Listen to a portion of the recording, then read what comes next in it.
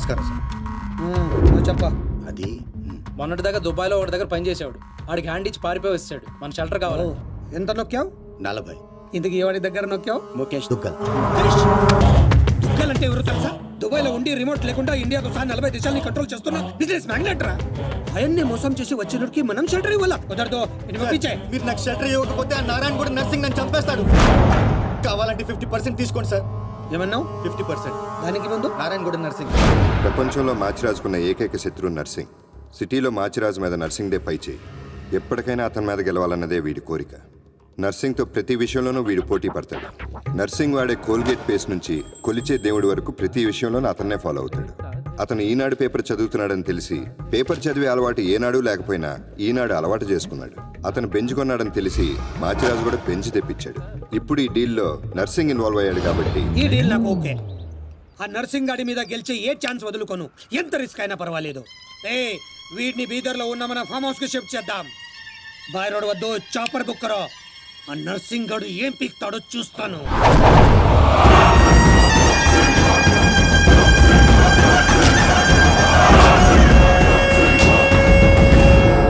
Daddy full టెన్షన్లో ఉన్నాడు. వాడు మా దగ్గర నుంచి పట్టుకుపోయింది డబ్బు కాదు, మా పరువు. 24 అవర్స్లో వాడి డెడ్ బాడీ మాకు కావాలి. దుగ్గల్ సాబ్కి మాట ఇచ్చిన వాని బాడీ ఇస్తానని మీరు ఫికర్ చేయకూడదు.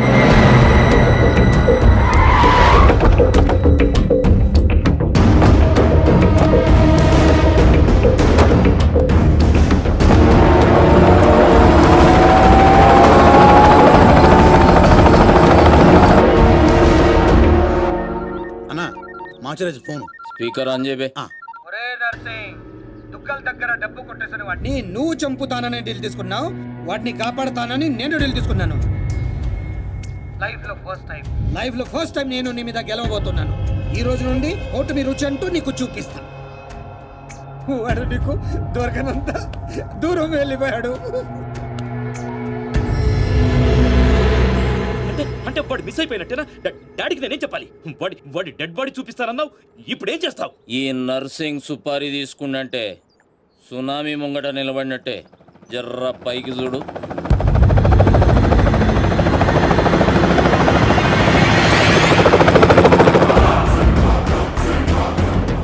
అదిగో నీ గిఫ్ట్. గాతు తెంబల్ గాడేగా.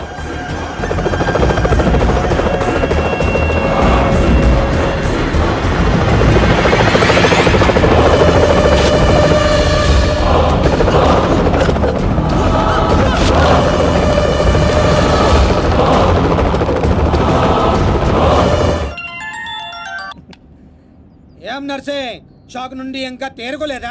ఏం స్కూల్ పోరని అనుకున్నావురా షాక్ అవ్వనికి?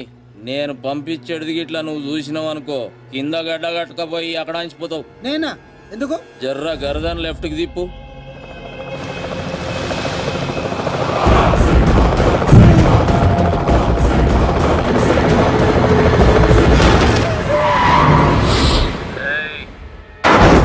నువ్వు కిరాయి ఖాళీ హెలికాప్టర్కి ఇచ్చినావు, నేను పైలట్ గానికి ఇచ్చిన. నెక్స్ట్ టైం ఇట్లాంటి గల్తీ చేయకపోతే. నమస్తే దుగ్గల్ సాబ్, కామ్ ఖతం. 2 దినాల్లో 40 కోట్లు కూడా రికవరీ చేసి పంపిస్తా. అరే మీ దగ్గర నేను పైసలు తీసుకున్నాడా? మీ కొడుకుతో నా చెల్లెలకి సంబంధం కలుపుకుంటారు, గదే నాకు పెద్ద గిఫ్ట్.